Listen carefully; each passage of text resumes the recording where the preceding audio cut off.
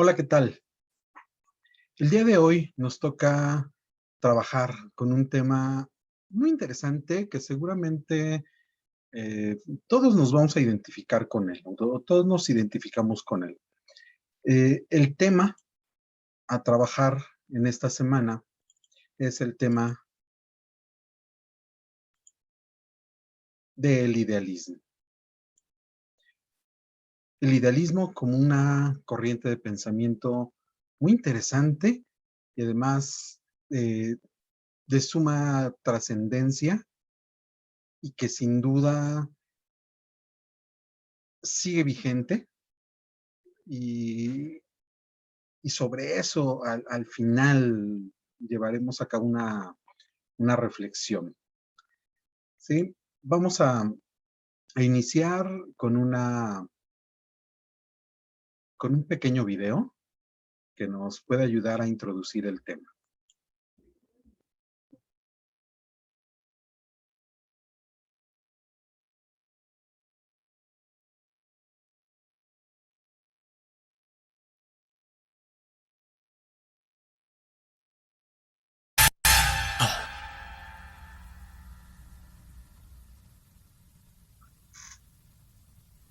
Esto es el Construct, el programa para cargar. Podemos cargar todo desde ropa, equipo, armas, entrenamientos simulados, todo lo que se necesite. ¿Estamos en un programa de computadora? ¿Está tan difícil de creer? Tu ropa es diferente, los cables de tus brazos y cabeza no están. Tu cabello cambió. Tu apariencia es lo que llamamos una imagen residual. Es la proyección mental de tu ser digital. ¿Esto no es la realidad? ¿Qué es real? ¿Podrías definir real? Si te refieres a lo que puedes sentir, puedes oler, puedes probar y ver, real son simples señales eléctricas que interpreta tu cerebro. Y este es el mundo que conoces. El mundo como era a finales del siglo XX.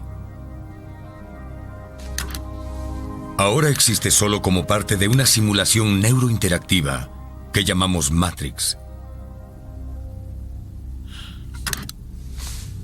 Has vivido en un mundo de sueños, Neo.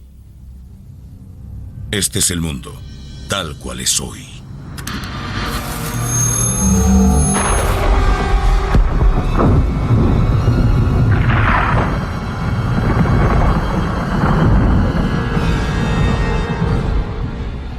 Bienvenido al desierto de lo real.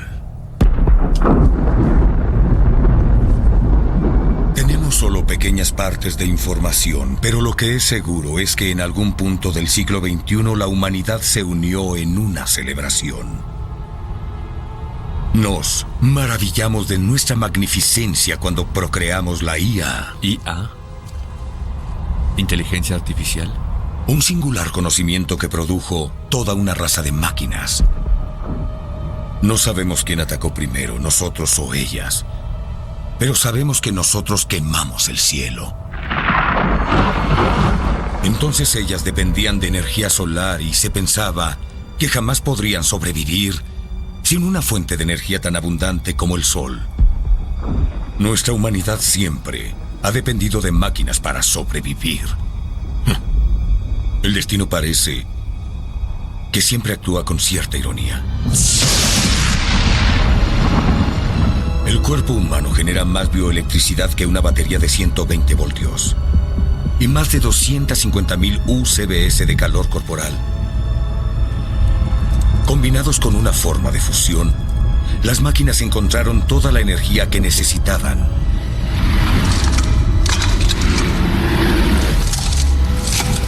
Existen campos, Neo, campos sin fin, donde ya no nace ningún ser humano. Nos cultivan.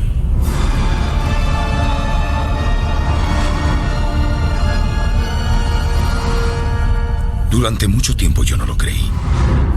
Y vi los campos con mis propios ojos. Los vi licuar a los muertos para alimentar vía intravenosa a los vivos. Y estando ahí, viendo la pura y horrible precisión, pude darme cuenta de la obvia verdad.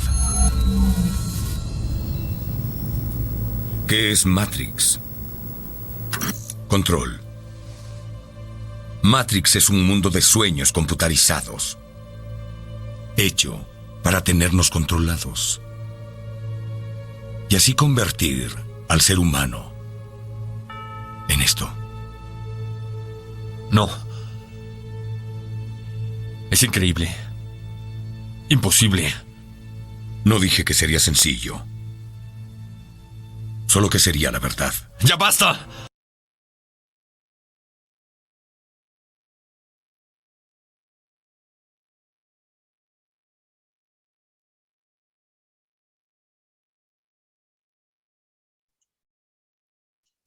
Entonces, ¿qué es la realidad?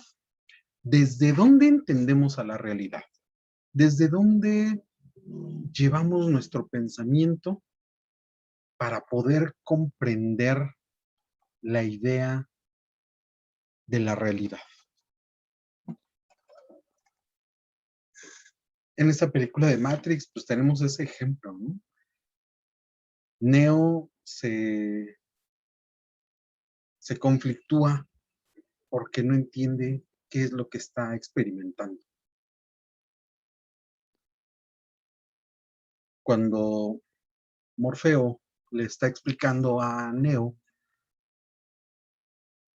pues le dice que si la realidad es lo que él percibe y lo que él siente, entonces pues la realidad es una serie de impulsos eléctricos que se llevan hacia el cerebro.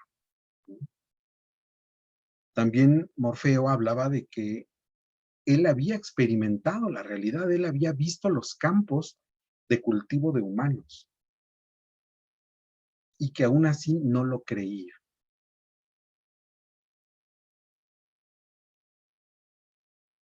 ¿Qué tan importante es el creer? ¿Qué tan importante es la experiencia? ¿Qué tan importante es tener esa relación de diálogo con el entorno, el poderla percibir como para saber qué es la realidad? Pues eso es lo que tenemos que abarcar en este capítulo o en esta sesión del día de hoy. Venimos, uh, venimos hablando de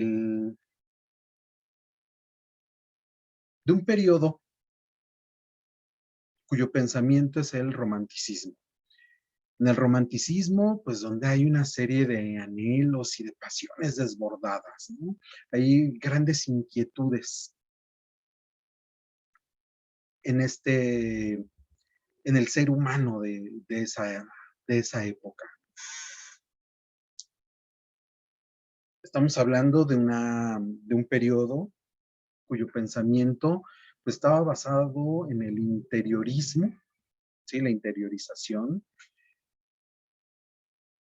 y la razón. Recordemos que el romanticismo es ese periodo histórico en el que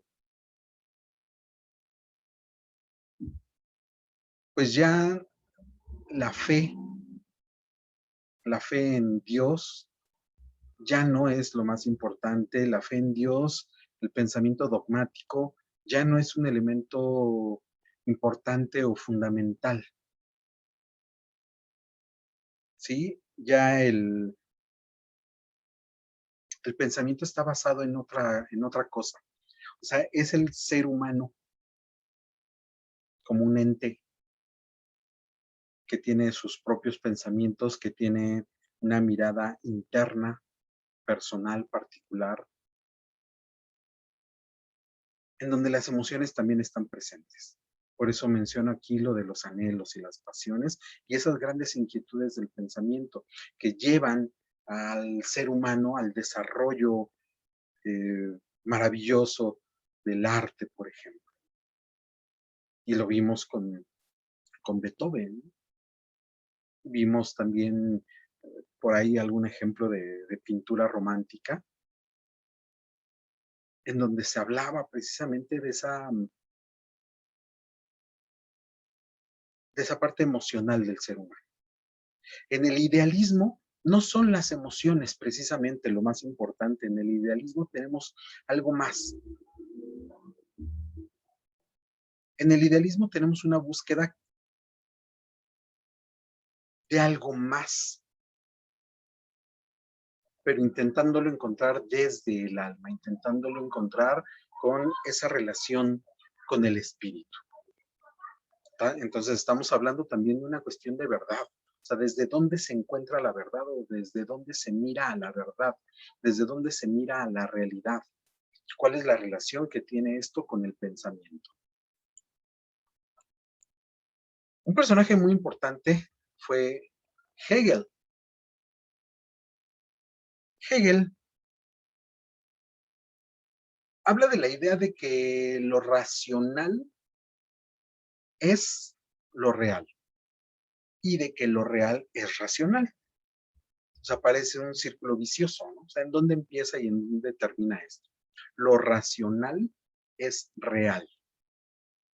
O sea, si soy capaz de razonarlo, se convierte en realidad. Y esa realidad, pues la necesito interiorizar o la necesito razonar para que sea, para que exista. Hegel también hablaba de que la realidad es un cambio permanente. Es un cambio permanente porque la realidad está en constante cambio, la realidad está en constante construcción, en constante actualización. La realidad no es la misma en este instante que lo que era hace unos segundos. La realidad no es la misma el día de hoy que hace 10 años.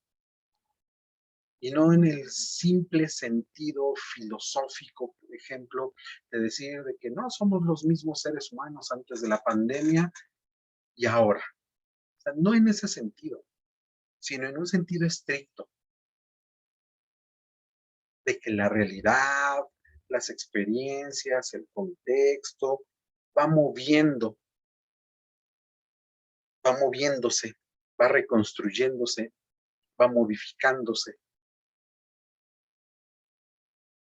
Y a través de ella es que nosotros vamos modificando también nuestro pensamiento.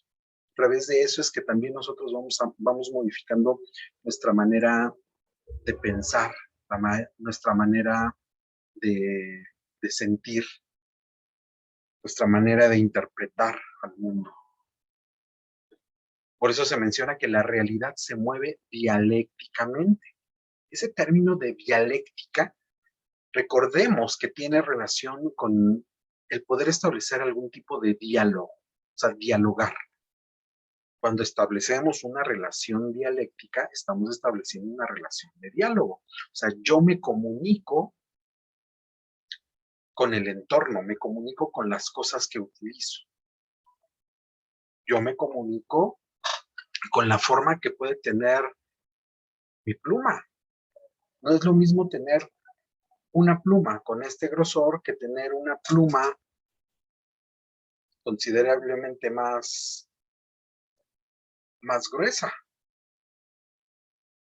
La tenemos que agarrar de manera distinta. Entonces, esa relación de diálogo es diferente. Esa relación con el entorno en el que estamos es distinta y se va construyendo conforme vamos teniendo la experiencia.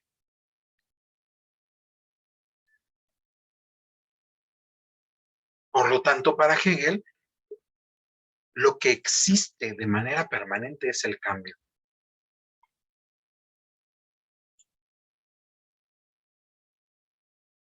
Hegel hablaba de que esa relación de diálogo corresponde a un pensamiento marcadamente panteísta. Lo panteísta, o sea, es la creencia en Dios, teos, Dios, pan, referente al todo. Dios es todo. La idea de Dios para Hegel está en la idea de lo que es el todo. Dios es todo. Dios es pensamiento, Dios es experiencia, Dios es lo que está fuera de la persona, Dios es lo que está dentro de la persona, porque estamos hablando de que Hegel hablaba de esta realidad en cambio permanente, de esta realidad dialógica, de esta realidad y de esta posibilidad de un cambio constante, de un cambio permanente. Para Hegel, al hablar de que lo racional es real y de que lo real es racional,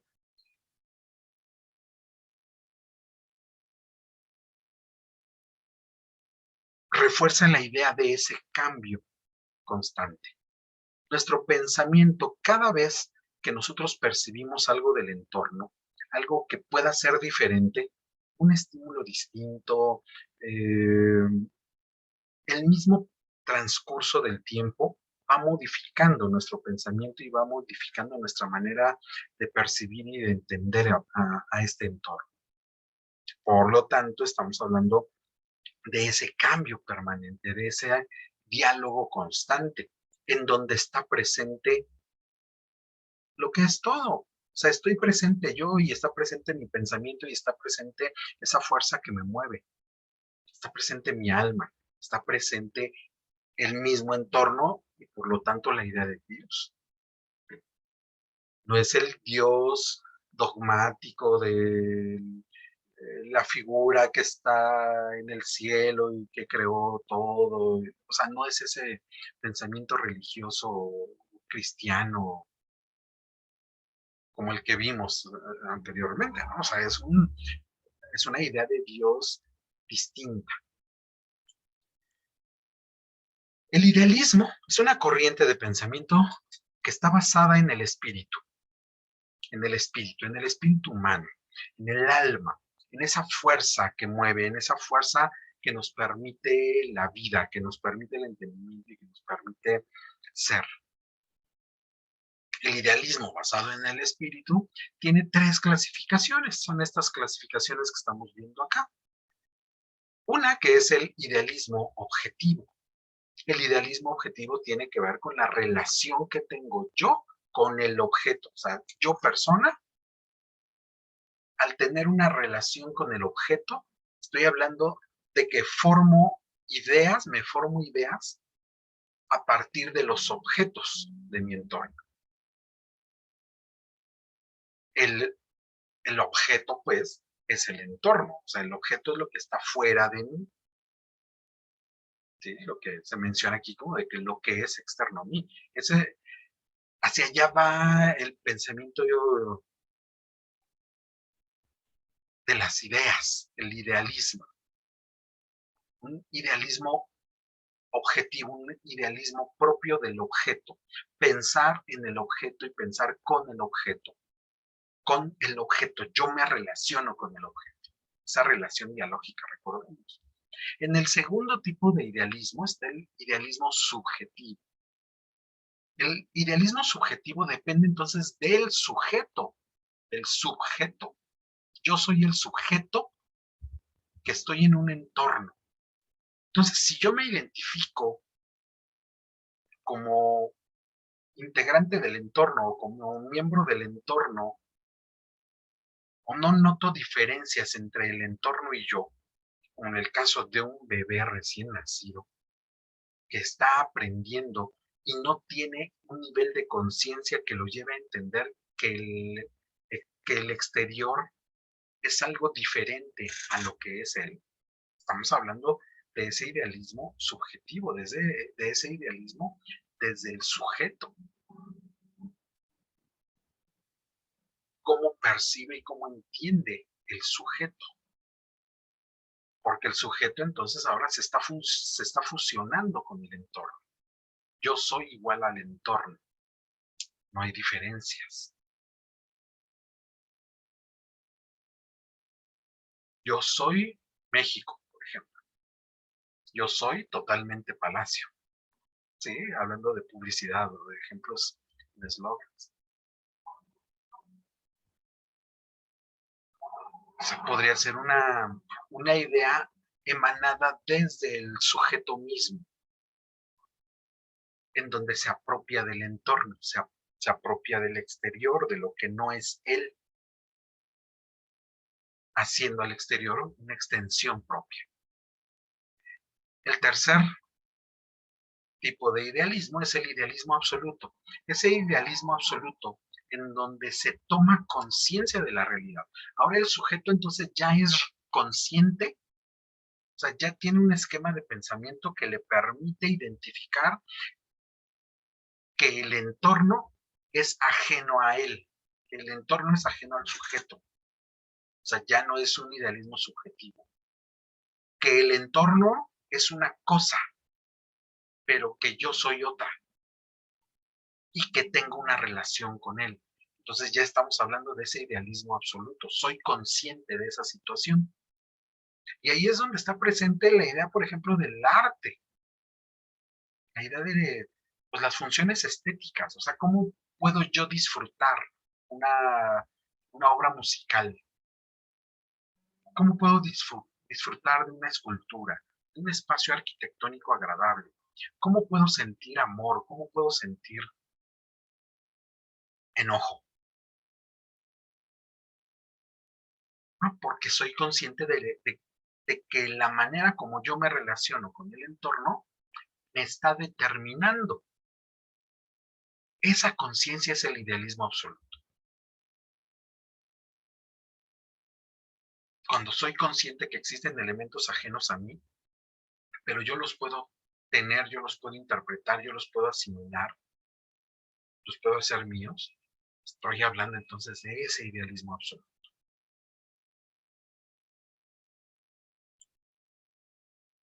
Hay otro importante pensador, otro importantísimo filósofo, Baruch Spinoza, un filósofo holandés, que él también tiene un pensamiento opuesto a la religión, opuesto a la fe. Él era también educado o había sido educado en religión, pero al conocer de religión, al aprender más, pues fue dándose cuenta de que la fe no era el elemento suficiente para poder explicar al mundo, porque la fe no explica al mundo. Quizá la fe solamente justifica la existencia, justifica todo lo que hay, pero no lo explica. ¿Cómo explico la creación? ¿Cómo explico la vida? Pues la fe puede ser una herramienta muy útil para poderlo explicar, porque no necesito más que el pensamiento dogmático de la creencia de una fuerza divina que todo lo puede. En esta imagen, en este recurso visual que estamos teniendo del lado derecho, dice que si el hombre conoce las inflexibles leyes que rigen el todo, evitará esfuerzos inútiles para poderlas torcer y se va a empeñar en encontrar la libertad ahí dentro. ¿Ahí dentro de qué? Dentro del conocer. Entonces, para Spinoza era sumamente importante dirigirse hacia la libertad del pensamiento, la libertad del alma, la libertad del espíritu. El espíritu es libre. El espíritu se puede encaminar o se puede dirigir hacia donde le plazca a través de conocer las leyes que rigen todo lo que hay. Si yo soy capaz de conocer las leyes, si yo soy capaz de conocer el entorno, me puedo, me puedo desempeñar libremente en ellas, con conocimiento en ellas. Si carezco de ese conocimiento, pues no lo voy a hacer. Si carezco de ese conocimiento, pues simplemente voy a ser súbdito de esas leyes que rigen a todo.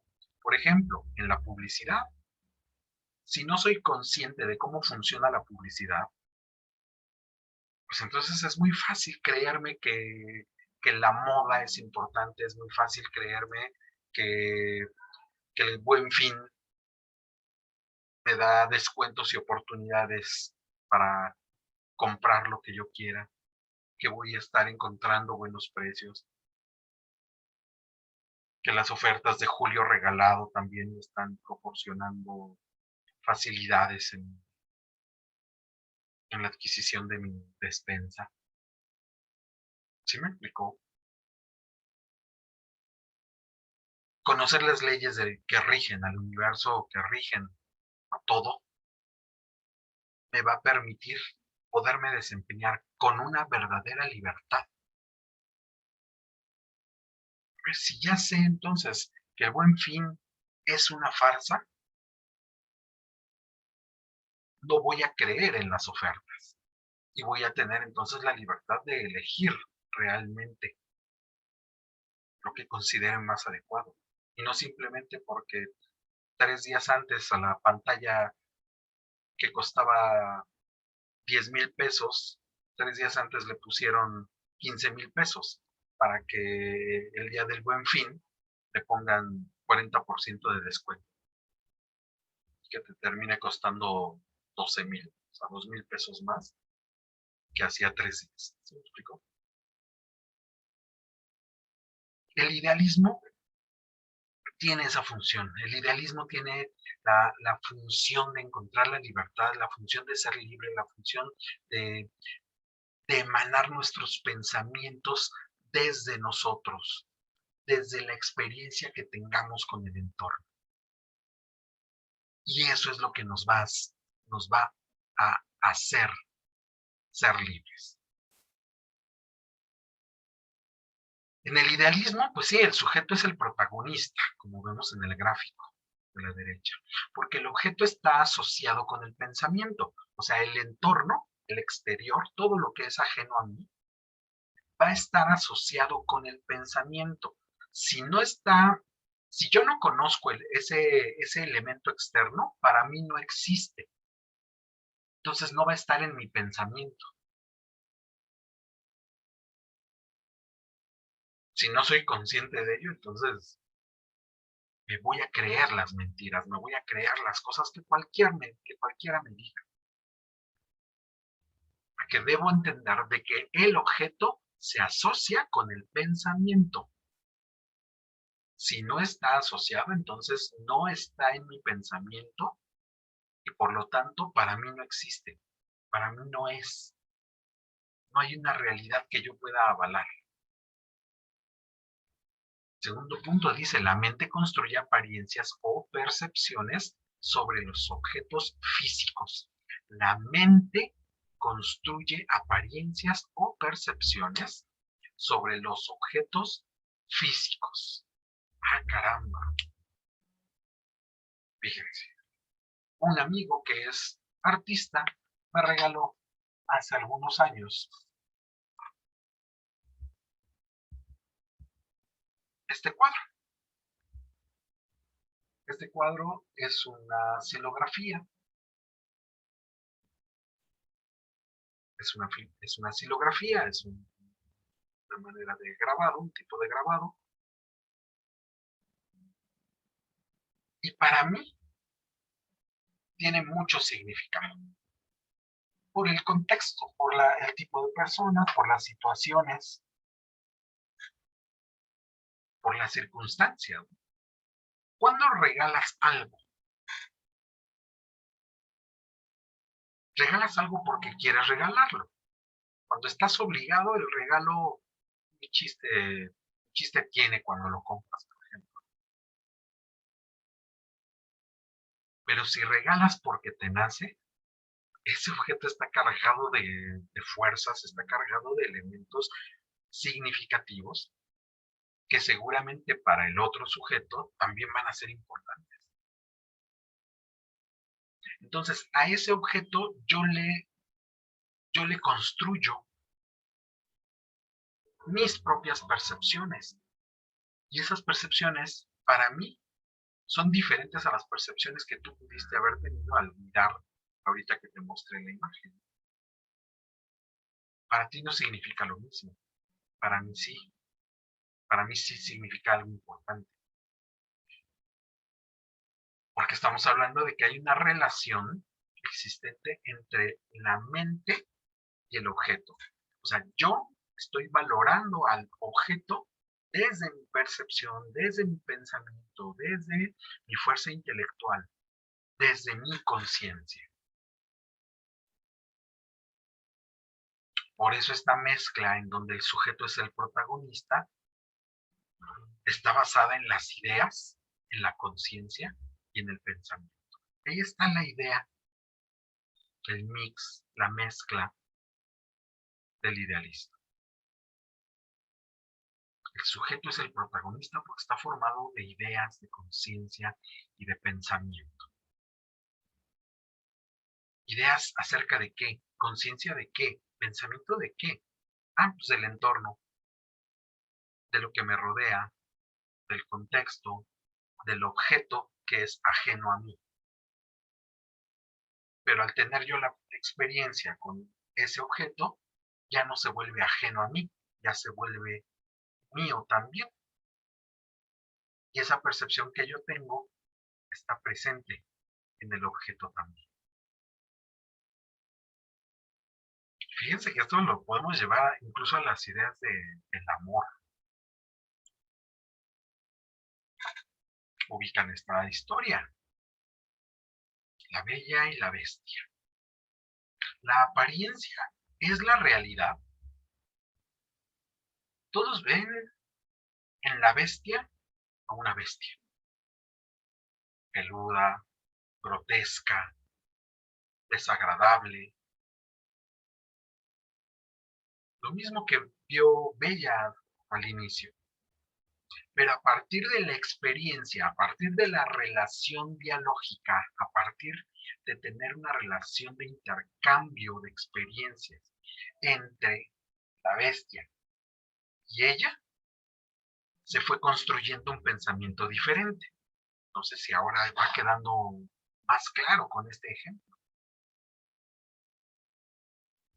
Dice el texto aquí al principio que el objeto es producto de la percepción del sujeto. En este caso, la bestia va a ser producto de cómo lo percibía Bella. Para Bella, la bestia no era mala. Para Bella, la bestia no era fea, no era desagradable. Porque lo percibía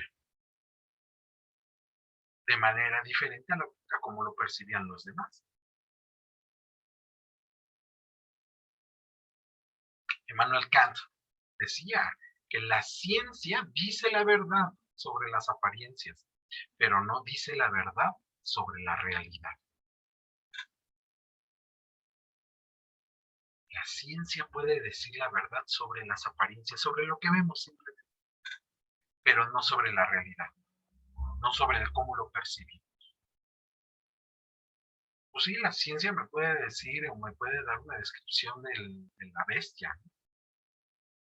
Grandota, desagradable, peluda, creo que hasta apestaban. La suciedad, las garras, los colmillos. Es una descripción por parte de un proceso de conocimiento científico. Pero eso no es la realidad. Eso no es todo. Porque si yo a partir de conocer al objeto con esas características también lo conozco con esa relación de diálogo, con esa relación, con esa interrelación, entonces la percepción es diferente. El tercer punto dice que la realidad es el pensamiento en diálogo con las cosas. Entonces ahora tú ya me podrás responder si la apariencia es la realidad o no. desde un pensamiento del idealismo, por supuesto.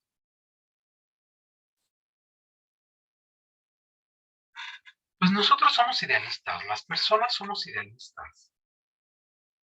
Les decía que todos nos hemos identificado con este tipo de pensamiento, con el idealismo. Somos idealistas.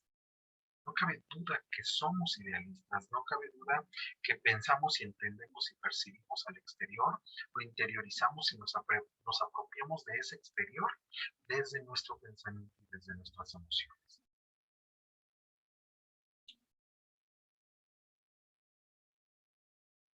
Somos idealistas porque tenemos sensaciones, percepciones, experiencias, establecemos una relación dialógica.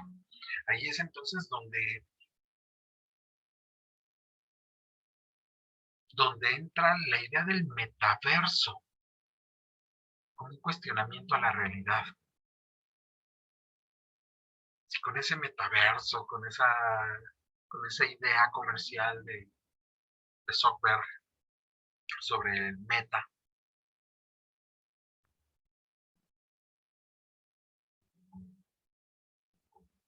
que tiene que ver con la realidad virtual.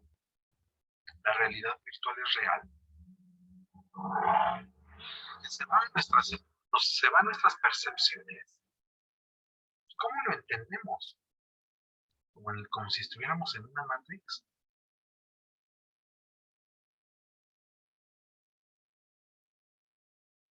¿La realidad virtual es real? ¿Dónde está la realidad virtual? ¿Cómo llevo a cabo mi relación de intercambio dialógico? ¿Cómo llevo a cabo mi experiencia con eso? Si me pongo unos lentes de realidad virtual y me pongo a bucear por el fondo del mar, ¿estoy conociendo el mar?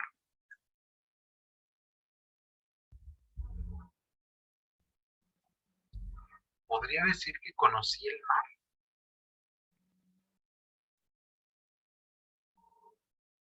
Qué difíciles consideraciones para todo esto. O sea, ¿desde dónde vamos a mirar a la realidad? ¿Lo virtual es real? ¿Por qué le llamamos entonces realidad virtual? Porque sí es real, porque desde nuestro pensamiento estamos construyendo esa realidad. Eso es lo que dice el idealismo.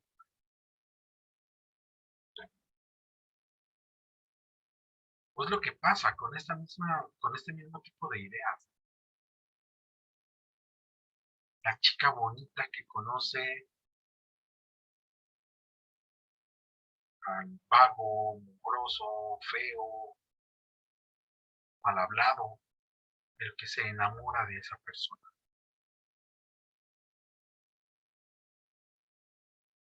¿Cuál es la realidad? Yo veo a la persona de tal manera y así la juzgo. Ah, pues la chava que anda con esa persona, pues lo ve de una manera diferente porque tiene una relación de diálogo diferente, tiene una interacción diferente, por eso lo valora diferente. Entonces la realidad allí se modifica. Pero ¿qué pasa si esa persona le pone el cuerno?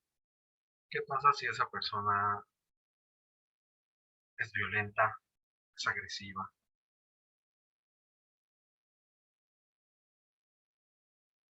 Y termina la relación. Ah, pues la chava queda decepcionada y ahora a esa persona ya no la ve con ojos de amor. Entonces ya la realidad es diferente, ya cambió la realidad. Fíjense cómo entonces podemos ir pasando con un mismo objeto de una realidad a otra realidad, dependiendo de la relación de diálogo que se establezca, dependiendo de la profundidad del conocimiento, dependiendo de ese estado de la conciencia que debemos o deberíamos tener.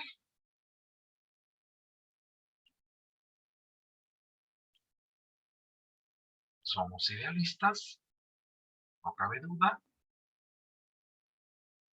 pero ¿nos funciona ser idealistas?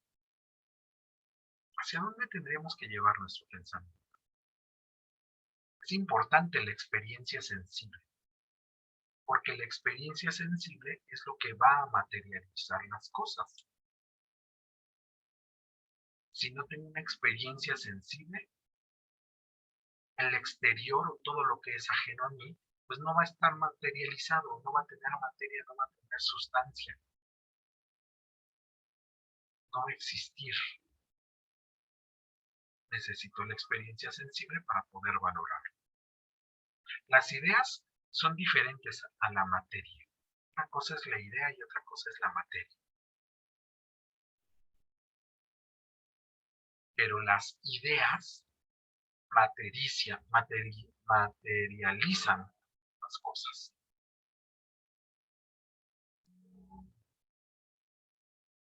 Nada está fuera de nuestra conciencia.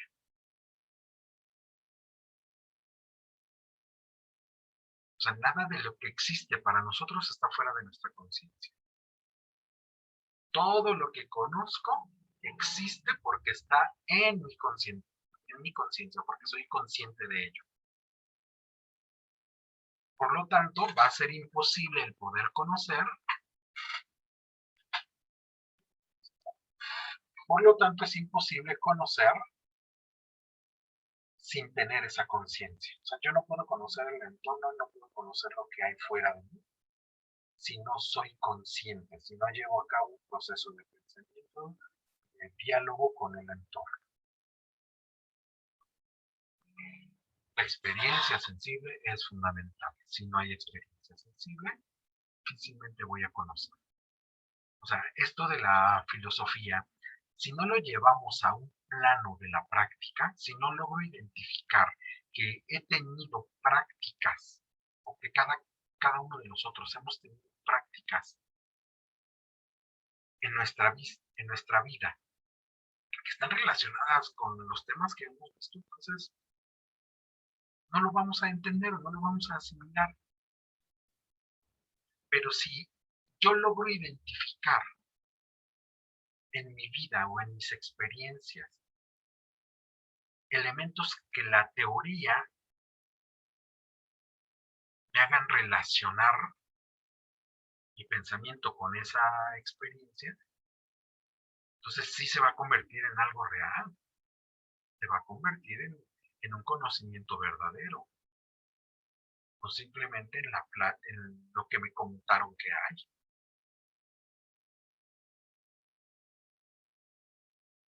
¿Sí? Porque ya va a estar en mi conciencia, ya va a formar parte de mi consciente. Entonces, si nosotros conocemos al mundo, conocemos al exterior desde la conciencia, dígame entonces si no es importante el desarrollo de la conciencia. Ustedes pedagogos, sobre todo, ¿por qué desarrollar la conciencia del educando? ¿Por qué desarrollar la conciencia del niño?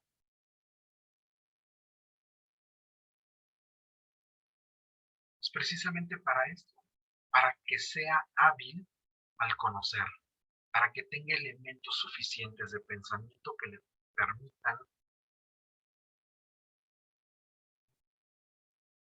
construir una realidad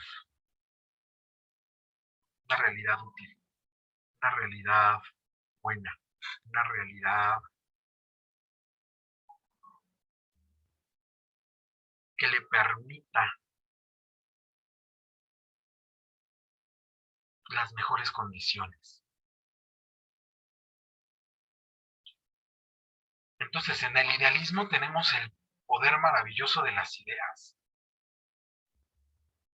El poder maravilloso de las ideas. Vean, pues dice ahí, existe una constante y permanente lucha de ideas. Nuestro pensamiento está luchando constantemente, permanentemente, con nosotros mismos, con nuestras mentes. La mente puede estar abierta como una habitación con ventanas abiertas y las ideas van entrando, como puede entrar un ave o como puede entrar una hoja de un árbol que voló con el viento a esa habitación. Esas ideas luchan entre sí. ¿Qué es lo que se queda? No se queda simplemente la idea, o no se quedan simplemente las ideas.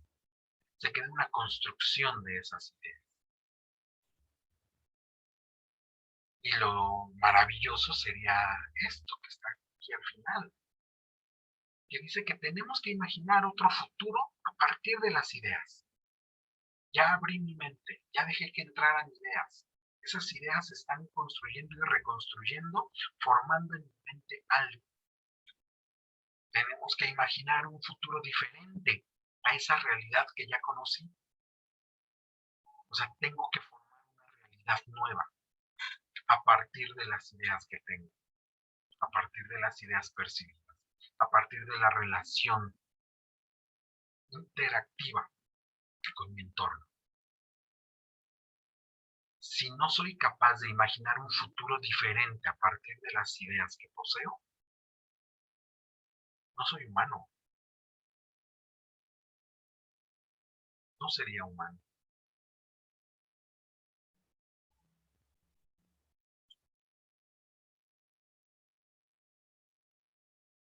Vamos a ver algunos importantes personajes del idealismo. Algunos de los más importantes representantes del idealismo en este breve video.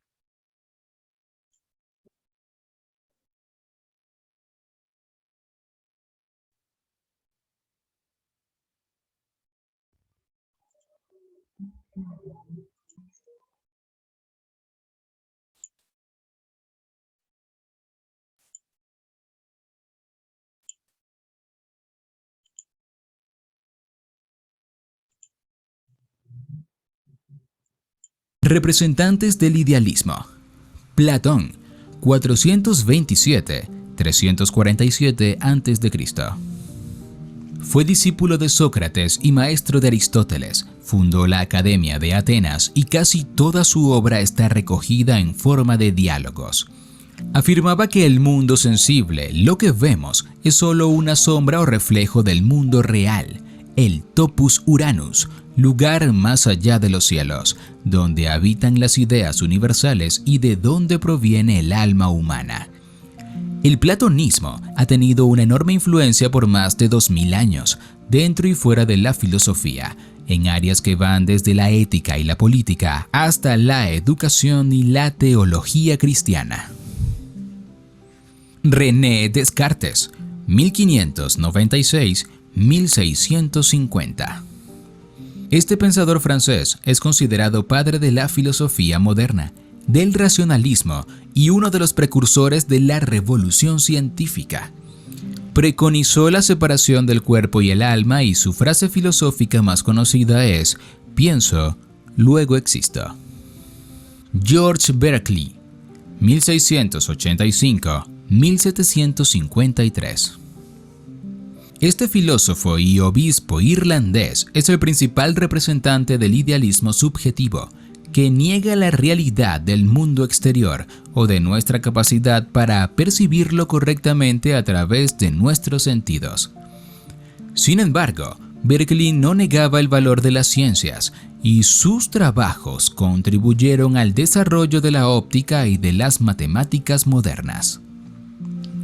Immanuel Kant, 1724-1804. Filósofo germano que formó parte del movimiento de la Ilustración, que favorecía la educación y el racionalismo como forma de conocimiento, y autor de 3 obras fundamentales: La crítica de la razón práctica, La crítica del juicio y La crítica de la razón pura. En esta última obra propuso la existencia de un conocimiento previo a la experiencia, y la capacidad para pensar objetos más allá de la experiencia sensible como parte de un idealismo trascendental. Georg Wilhelm Friedrich Hegel, 1770-1831.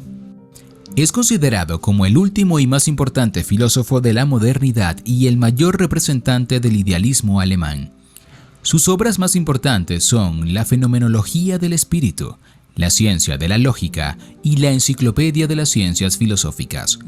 Promovió el uso de la dialéctica, una relación dinámica de la razón con los hechos, y defendía una especie de lógica y dirección en la historia desde la antigua Grecia hasta el surgimiento del Estado prusiano. Su pensamiento ejerció, y aún ejerce, una poderosa influencia en la filosofía occidental, y está presente en autores tan disímiles como Friedrich Nietzsche, Karl Marx, Max Stirner, Theodor Adorno, Herbert Marcuse y, en tiempos más recientes, Slavoj Žižek. Ejemplos de idealismo. Las